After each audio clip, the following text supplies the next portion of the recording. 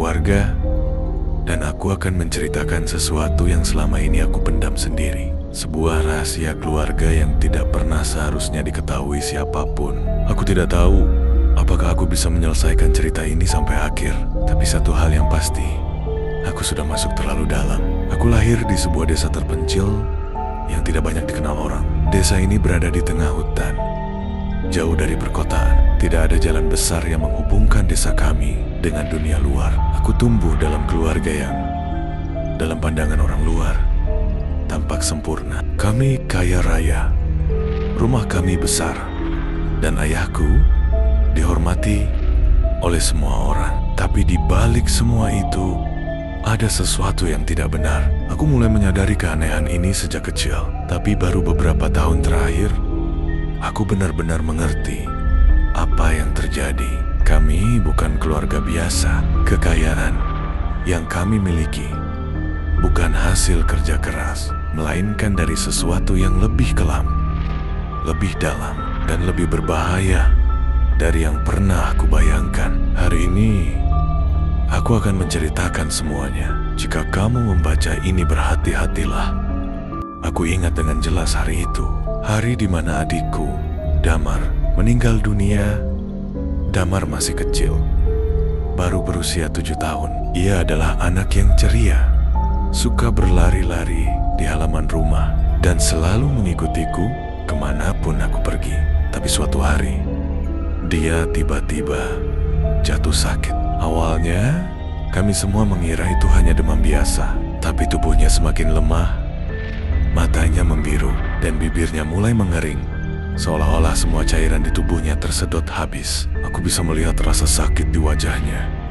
Tapi anehnya, tidak ada yang panik. Ayahku tetap duduk di kursinya seperti biasa, membaca koran. Ibuku juga tidak menangis, hanya menatap Damar dengan ekspresi kosong. Aku merasa ada yang tidak beres, dan firasatku benar. Malam itu, ketika semua orang tidur, aku terbangun oleh suara-suara. Anatari Kamar, Damar. Aku mengintip dari celah pintu, dan di sanalah aku melihat sesuatu yang tidak akan pernah kulupakan. Ibuku berdiri di samping tempat tidur Damar, memegang mangkuk tanah liat berisi cairan hitam pekat. Ia menggumamkan sesuatu yang tidak bisa kupahami. Sementara tubuh Damar mulai bergetar keras. Lalu seketika ia diam, tubuhnya tidak bergerak, matanya menatap ke atas, kosong. Dan dalam hitungan detik, aku tahu Damar sudah mati. Ibuku menutup matanya, lalu berjalan keluar dari kamar dengan langkah tenang, seolah tidak ada yang terjadi. Aku tidak bisa berteriak, aku tidak bisa bergerak. Aku hanya berdiri di sana, menyaksikan semuanya dengan tubuh gemetar. Apa yang sebenarnya terjadi? Sejak kematian Damar, keadaan di rumah menjadi semakin aneh. Tidak ada yang membicarakan kematiannya, tidak ada yang menangis, tidak ada upacara pemakaman. Seolah-olah ia tidak pernah ada. Aku mencoba bertanya kepada ibu, tapi jawabannya membuatku semakin takut. Jangan banyak bertanya, Arga, tidak semua hal harus kau ketahui. Suatu malam, aku nekat menyelinap ke dalam kamar Damar yang kini selalu dikunci. Aku harus tahu apa yang terjadi. Dengan hati-hati, aku membuka pintu, dan apa yang kulihat di dalam membuat darahku membeku. Kamar Damar sudah kosong, tidak ada ranjang, tidak ada mainan, tidak ada jejak bahwa seorang anak pernah tinggal di sana. Yang tersisa hanyalah lambang aneh yang digambar di lantai menggunakan sesuatu yang tampak seperti darah kering. Aku tersentak mundur. Tapi sebelum aku bisa melangkah lebih jauh, aku mendengar suara bisikan halus di telingaku. Kamu akan menjadi yang berikutnya. Aku berbalik, tapi tidak ada siapapun di sana. Malam itu aku tidak bisa tidur, dan sejak saat itu, aku sadar aku harus menemukan kebenaran sebelum aku menjadi korban berikutnya. Arga mulai menyadari ada sesuatu yang tidak beres dalam keluarganya. Setelah kematian adiknya, Damar, tidak ada tangisan, tidak ada pemakaman, dan kamar Damar tiba-tiba kosong, seolah dia tidak pernah ada. Saat Arga menyelinap ke kamar tersebut, dia menemukan simbol aneh di lantai yang tampak seperti digambar dengan darah kering. Sebelum sempat memahami lebih lanjut, dia mendengar bisikan menyeramkan, "Kamu akan menjadi yang berikutnya." Sekarang, Arga harus mencari tahu kebenaran mengerikan di balik keluarganya sebelum semuanya terlambat. Sejak malam itu, aku tidak bisa tidur nyenyak. Aku selalu merasa ada yang mengawasi dari sudut gelap kamarku, dari balik lemari, dari bawah ranjang. Bahkan saat aku menutup mata, aku masih bisa mendengar suara napas yang bukan milikku. Aku tidak tahu apakah aku sudah mulai gila atau memang ada sesuatu di rumah ini yang sedang mengintai. Malam itu, aku terbangun lagi oleh suara-suara aneh, tapi kali ini bukan bisikan, melainkan suara ketukan dari dalam dinding tok-tok. Aku menahan napas. Aku mencoba meyakinkan diriku bahwa itu hanya suara kayu yang memuai karena suhu malam, atau mungkin tikus yang berlarian di balik dinding. Tapi kemudian, aku mendengar sesuatu yang membuat bulu kudukku berdiri. Suara tangisan, pelan, lirih, seolah berasal dari dalam tembok kamar damar. Aku bergegas bangun, menempelkan telingaku ke dinding. Suara itu semakin jelas, seperti suara seorang anak kecil yang terjebak di dalam sana. "Tolong aku," dingin hatiku mencelos. Itu suara Damar. Aku mundur perlahan, napasku tersengal. Ini tidak masuk akal. Damar sudah mati. Aku melihat sendiri tubuhnya membiru dan membeku di tempat tidur. Tapi kenapa aku masih bisa mendengar suaranya? Aku harus mencari tahu. Aku kembali ke kamar Damar dan menyalakan senter. Ruangan itu masih sama seperti terakhir kali aku tinggalkan. Kosong, dingin, dan dipenuhi perasaan tidak nyaman. Aku mendekati dinding tempat suara itu berasal. Saat aku mengetuknya, terdengar gemas seperti ada ruang kosong di baliknya. Aku menelan ludah. Aku tidak bisa mundur sekarang. Dengan tangan gemetar, aku menarik lemari besar yang bersandar di dinding tersebut. Aku hampir berteriak saat melihat apa yang tersembunyi di baliknya. Ada sebuah pintu kecil, seolah ini adalah jalan masuk ke ruang rahasia. Tanganku terasa dingin. Aku ingin lari, ingin berpura-pura tidak melihat apapun. Tapi suara tangisan Damar masih terdengar. Dan aku tahu, aku harus masuk ke dalam. Dengan perlahan, aku memutar pegangan pintu dan menariknya terbuka. Udara dari dalam ruangan itu terasa lebih dingin dari seharusnya. Gelap, lembab, dan penuh bau busuk yang menusuk hidungku. Aku menyorotkan senter ke dalam, dan apa yang kulihat hampir membuat jantungku berhenti.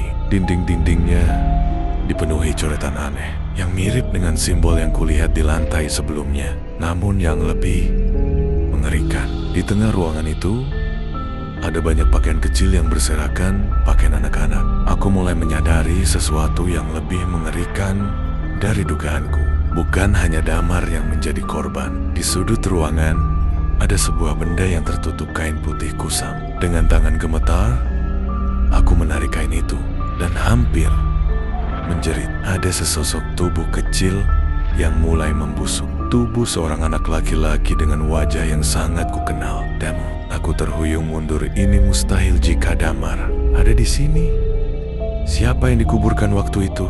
Dan saat itu juga, aku merasakan sesuatu bergerak di belakangku. Aku tidak sendirian. Arga menemukan suara aneh dari dalam dinding kamar Damar.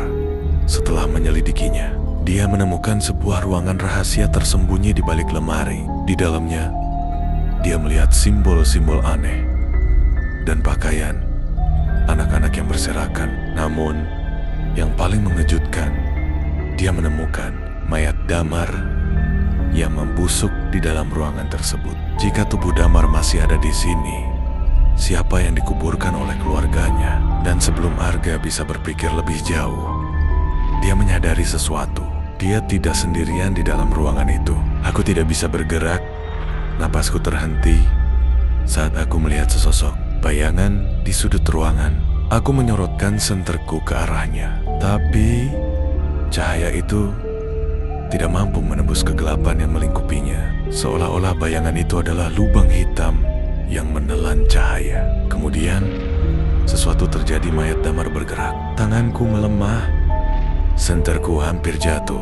Mata Damar yang sebelumnya kosong dan membusuk kini berkaca-kaca, seolah hidup kembali. Bibirnya bergerak pelan, mengucapkan sesuatu dengan suara serak. Arga lari. Sebelum aku bisa bertanya, ruangan itu mulai bergoncang. Suara-suara aneh terdengar di sekelilingku, bisikan, rintihan, suara ketukan yang semakin keras. Aku merasakan tenggen-tenggen dingin menyentuh kakiku, menarikku ke bawah. Aku berteriak. Aku tidak peduli lagi dengan rahasia keluargaku atau apa yang sedang terjadi. Aku hanya ingin keluar dari sini.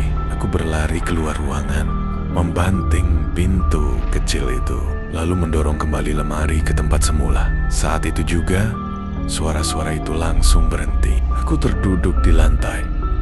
Napasku terengah-engah. Aku masih tidak percaya dengan apa yang baru saja terjadi, apa yang baru saja kulihat. Malam itu, aku tidak bisa tidur. Aku hanya duduk di tempat tidur, memandangi lemari yang kini menutupi pintu rahasia itu. Aku tahu, aku tidak bisa diam saja. Aku harus mencari tahu kebenaran. Esok paginya, aku memutuskan untuk mengawasi ayah dan ibu. Aku tahu mereka menyembunyikan sesuatu. Sejak Damar menghilang, mereka tidak pernah terlihat sedih atau menangis. Mereka tetap menjalani hari seperti biasa, seolah tidak pernah kehilangan anak mereka.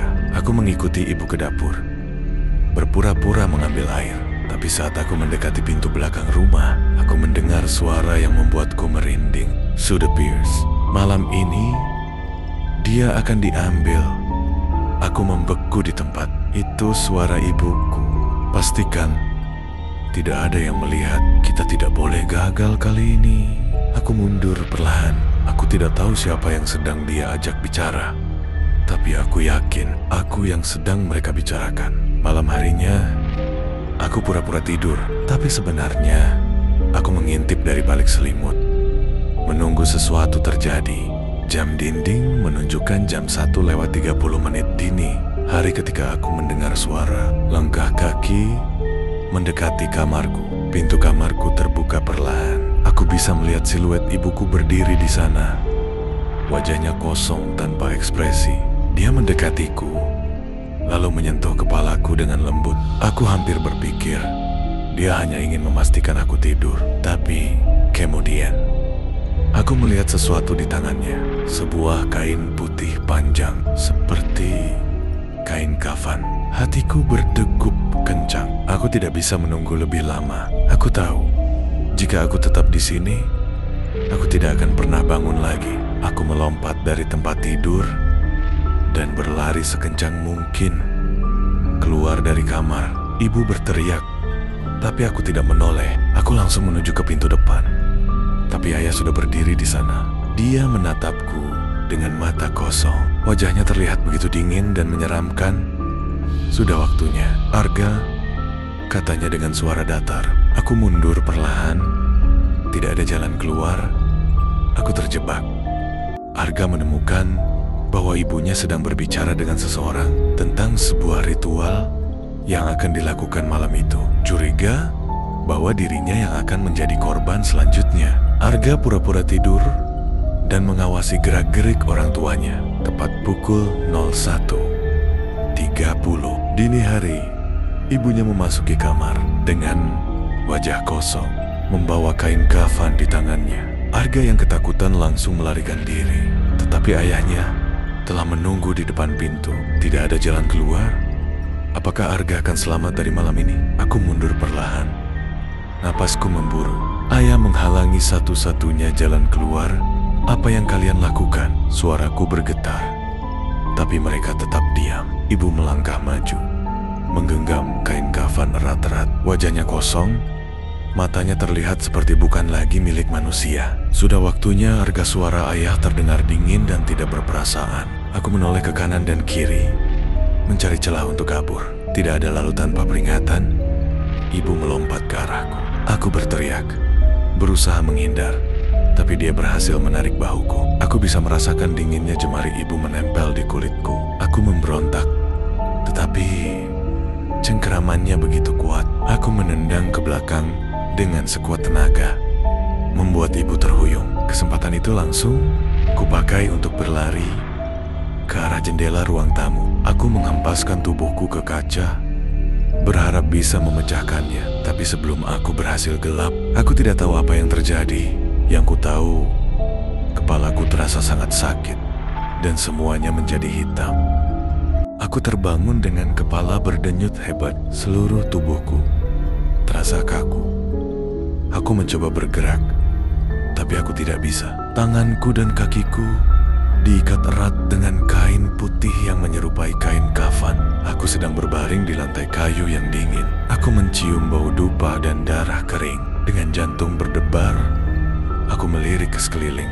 Aku berada di dalam sebuah ruangan gelap dengan cahaya redup dari lilin-lilin di sekelilingku. Di dinding ada simbol-simbol aneh yang sebelumnya kulihat di kamar Damar.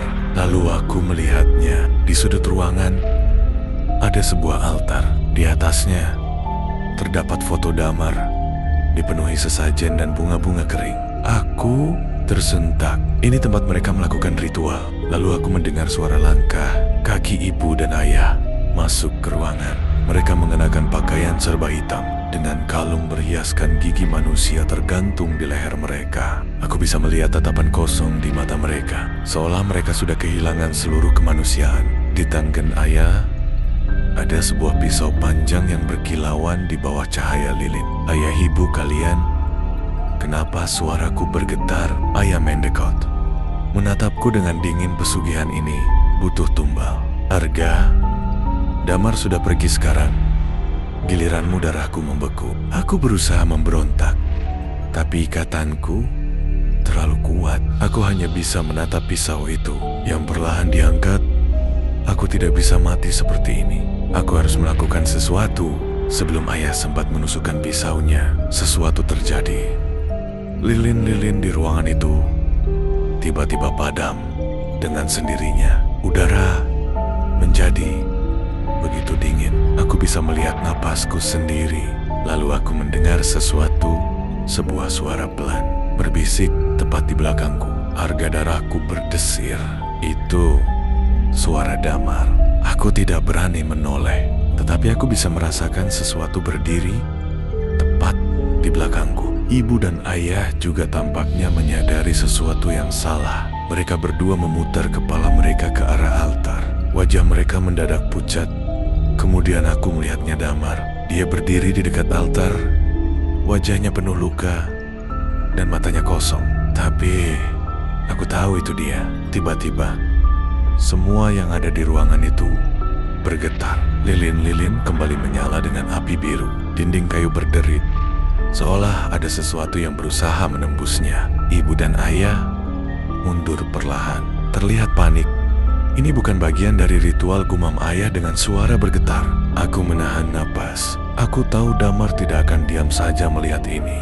Sebelum ada yang sempat bereaksi, tubuh Damar tiba-tiba melayang ke arah ayah dengan kecepatan luar biasa. Ibu berteriak. Ayah terhuyung ke belakang.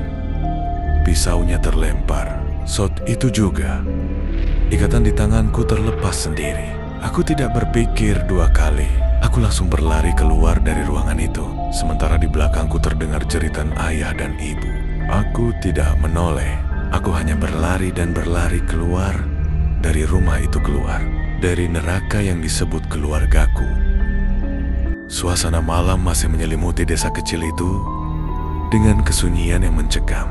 Di dalam rumah keluarga Arga, suara nyala lilin yang bergetar seperti digerakkan oleh hembusan angin. Tak kasat mata terasa begitu jelas. Aroma dupa yang pekat bercampur dengan bau anyir darah yang mulai mengering. Arga berusaha mengatur napasnya yang memburu. Tangannya masih terikat kuat dengan tali di atas lantai kayu yang dingin.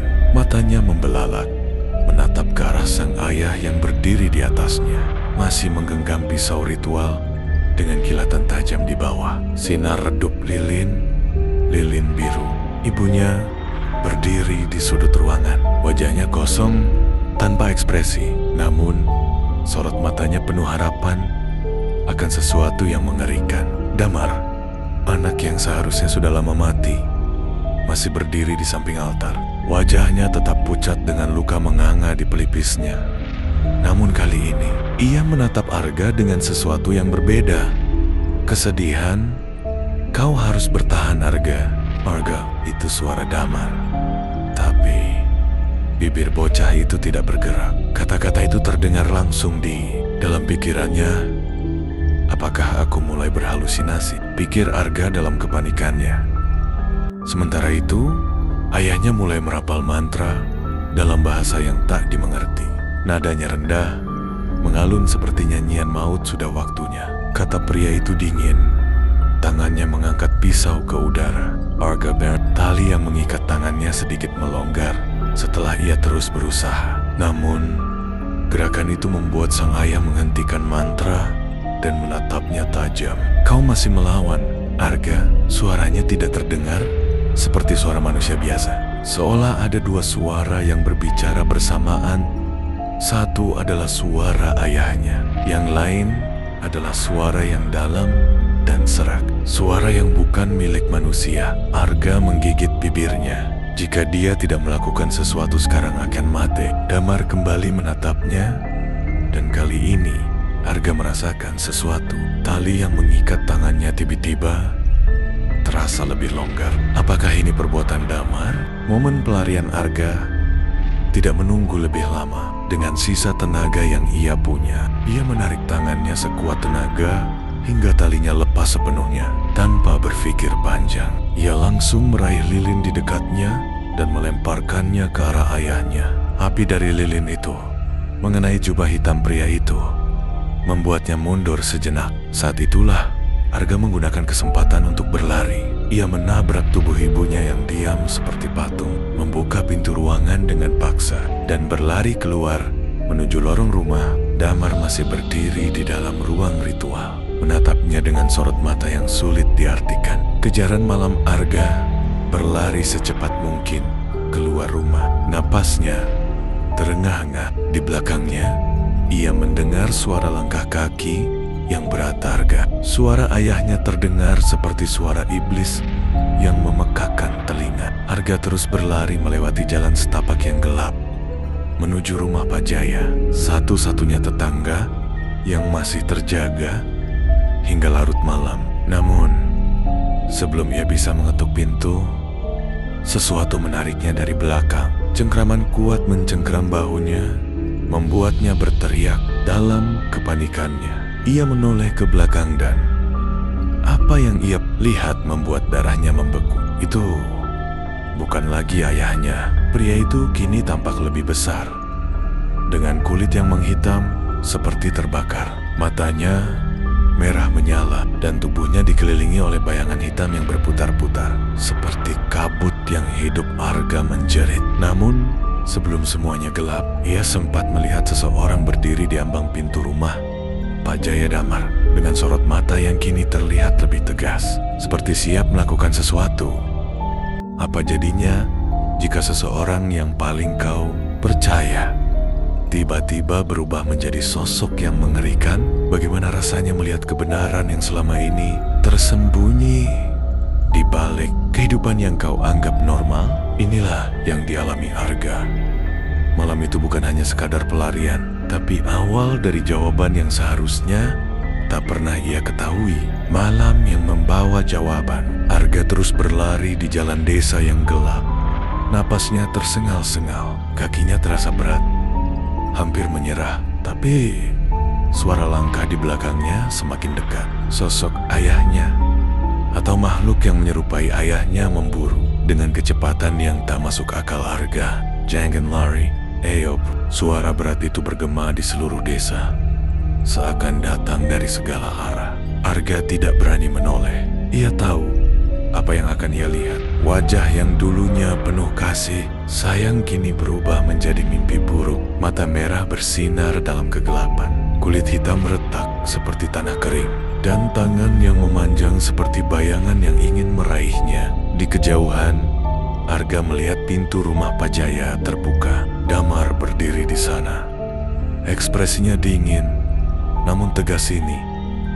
Damar berteriak. Tanpa berpikir panjang, Arga berlari ke arahnya. Saat hampir mencapai pintu, Damar mengangkat tangannya dan sesuatu terjadi. Seperti ada tembok tak terlihat yang menghantam udara di belakang Arga. Suara dentuman keras terdengar dan makhluk itu menggeram kesakitan. Arga terjatuh di lantai rumah. Pak Jaya, Damar langsung menutup pintu dan mengunci semua jendela. Cahaya biru dari lilin aneh di dalam rumah bergetar, seolah merespons kehadiran mereka. Pak Jaya berdiri di tengah ruangan, menatap Arga dengan ekspresi serius. Akhirnya kau sampai juga, nak. Arga masih terengah-engah, tapi otaknya berusaha memahami situasi. Ia menatap Damar dengan penuh pertanyaan. Kau siapa sebenarnya? Damar tidak langsung menjawab. Ia menatap Arga dalam-dalam sebelum berkata, kau harus tahu kebenarannya. Kebenaran apa? Suara Arga bergetar. Pak Jaya menarik napas panjang. Tentang siapa keluargamu sebenarnya, dan tentang takdir yang telah menantimu sejak kau lahir. Takdir? Damar mengangguk. Apa kau pikir semua yang terjadi malam ini hanya kebetulan? Kau pikir kenapa ayahmu bisa berubah menjadi seperti itu? Arga diam.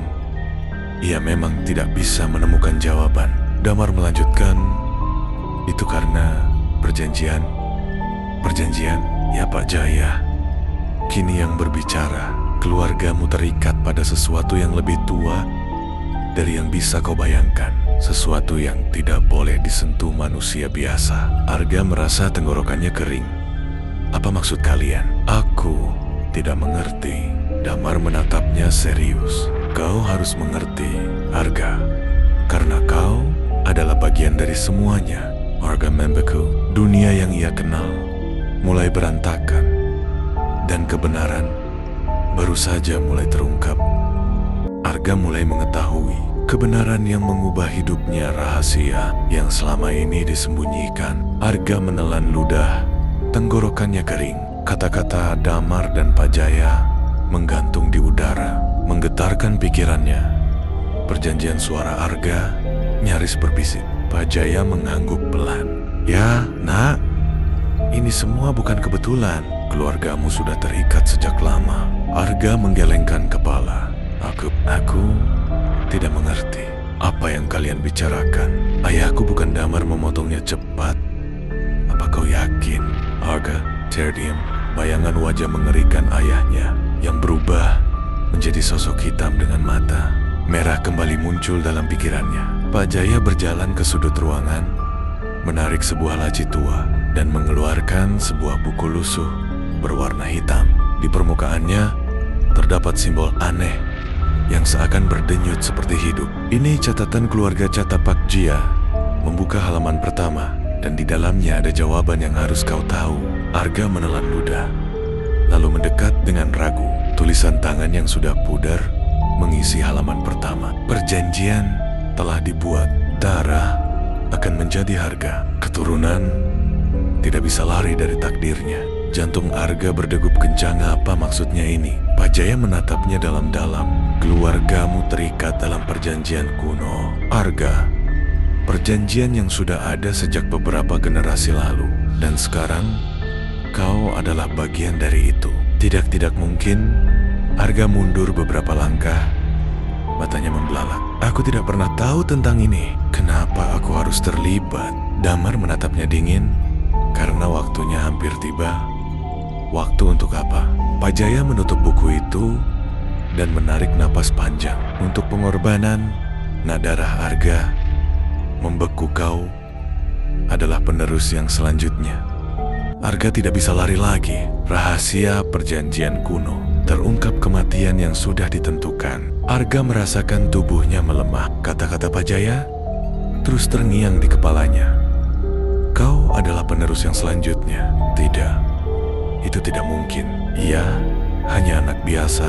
Ia tidak ada hubungannya dengan perjanjian ini. Dengan suara gemetar, ia berusaha menolak. Tidak, aku bukan bagian dari ini. Aku tidak pernah tahu tentang perjanjian ini. Ayah tidak pernah bilang apa-apa. Pak Jaya menghela napas berat. Itu karena ayahmu juga menolak. Dia mencoba melawan takdirnya. Dan kau tahu apa yang terjadi? Jantung Arga berdegup lebih kencang. Apa maksudmu, Damar? Yang sejak tadi diam, akhirnya berbicara dengan nada datar. Ayahmu tidak mati karena kecelakaan. Arga menatapnya dengan ngeri. Kau bohong. Pak Jaya membuka halaman lain dari buku tua itu dan menunjukkan sebuah catatan yang ditulis dengan tinta merah tua. Siapapun yang melawan perjanjian akan diambil sebelum waktunya. Keluarga yang menolak takdir mereka akan diburu oleh mereka yang telah memberi perjanjian ini. Ayahmu mencoba melawan, dan itulah akibatnya. Arga mundur. Tubuhnya gemetar hebat. Ayahnya dibunuh. Kalau begitu, aku juga akan mati. Pak Jaya menatapnya dalam-dalam. Jika kau tidak segera bersiap. Ya, pilihan yang mengerikan. Arga mencengkeram rambutnya sendiri ini. Semua gila. Bagaimana bisa kehidupannya berubah secepat ini? Damar mendekat dengan ekspresi dingin. Hanya ada dua pilihan Arga menjalani takdir ini, atau mati seperti ayahmu. Arga menatap Damar, berharap ini semua hanyalah mimpi buruk. Tapi, jika aku menjalani takdir ini, apa yang harus kulakukan, Pak? Jaya membuka lembaran lain dalam buku itu. Halaman itu penuh dengan simbol dan nama-nama. Kau harus menyelesaikan apa yang dimulai oleh leluhurmu, Arga. Dan itu berarti Pak Jaya menatapnya serius. Kau harus melakukan ritual pertamamu. Arga membeku.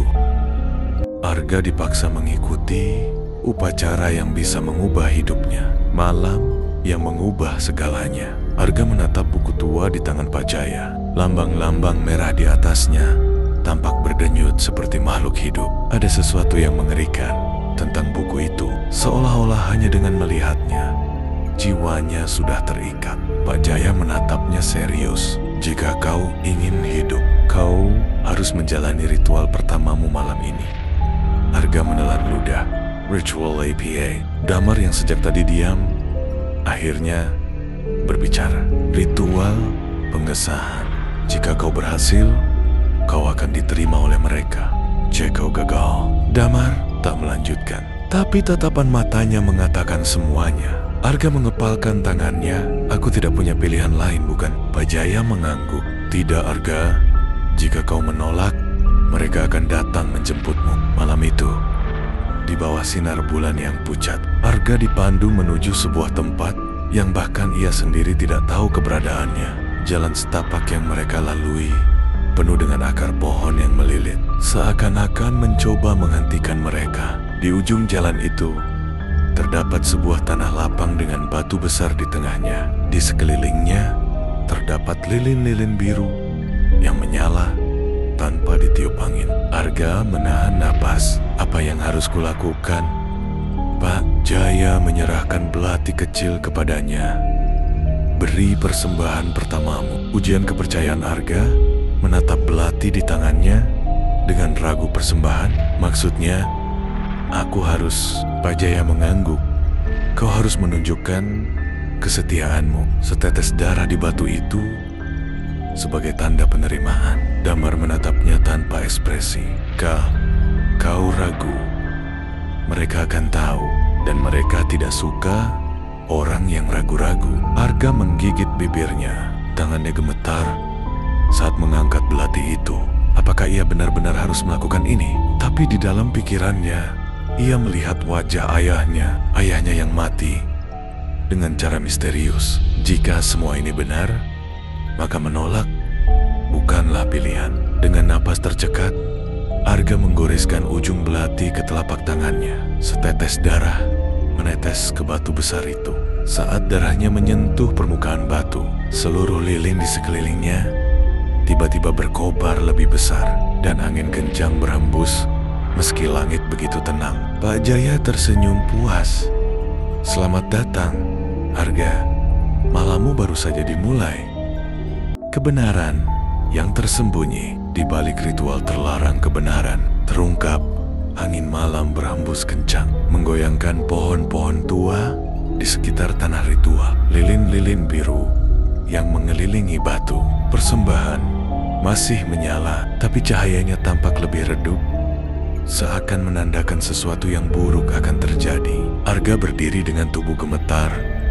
Darah masih mengalir dari luka di tangannya. Ia telah menjalani ujian pertama, tapi perasaannya masih penuh ketakutan. Pak Jaya melangkah maju, wajahnya tetap tenang.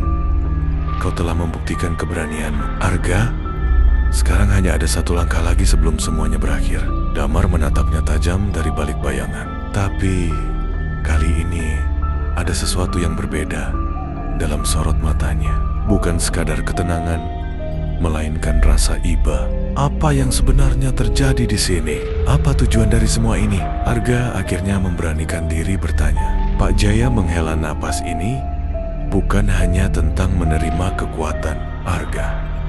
Ini adalah perjanjian yang telah dibuat sejak lama. Seseorang harus menggantikan mereka yang telah pergi, dan malam ini giliranmu. Jantung Arga berdegup kencang. Maksudmu, aku harus menggantikan seseorang? Pak Jaya mengangguk. Ya, setiap generasi harus ada satu anak yang terpilih untuk menjadi bagian dari mereka. Damar adalah yang sebelumnya, dan sekarang waktumu telah tiba.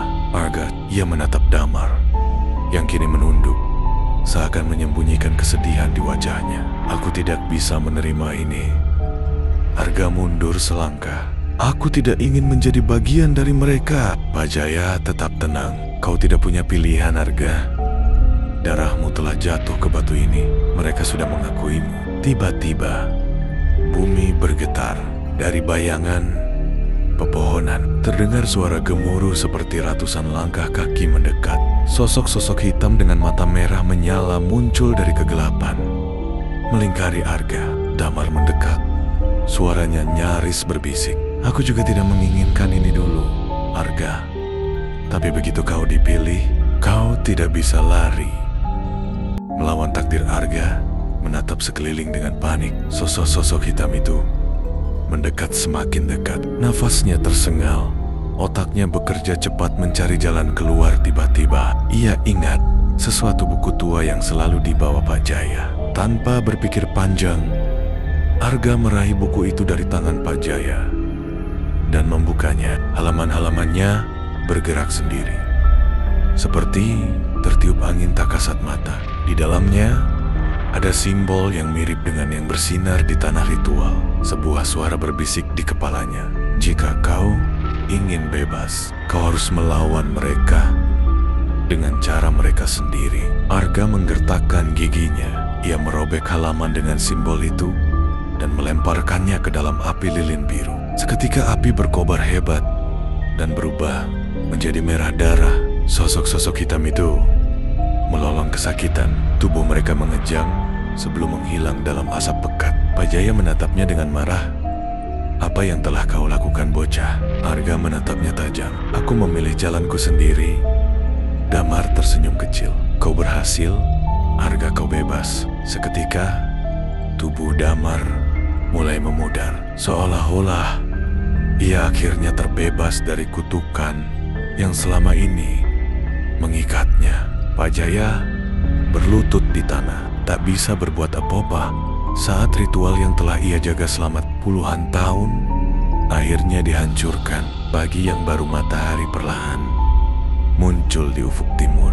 Arga berdiri di tepi hutan, menatap desa yang mulai disinari cahaya pagi. Ia masih hidup, tapi ia tahu semuanya tidak akan sama lagi. Damar sudah pergi, Pak Jaya menghilang tanpa jejak. Ritual itu telah dihancurkan. Arga menghela napas panjang. Ia tahu bahwa apa yang ia lakukan tidak hanya menyelamatkan dirinya sendiri, tapi juga anak-anak lain yang mungkin akan menjadi korban berikutnya. Tapi satu pertanyaan masih tersisa di benaknya. Apakah ini benar-benar sudah berakhir? Angin pagi berhembus pelan. Di kejauhan, samar-samar terdengar suara berbisik, kami akan kembali.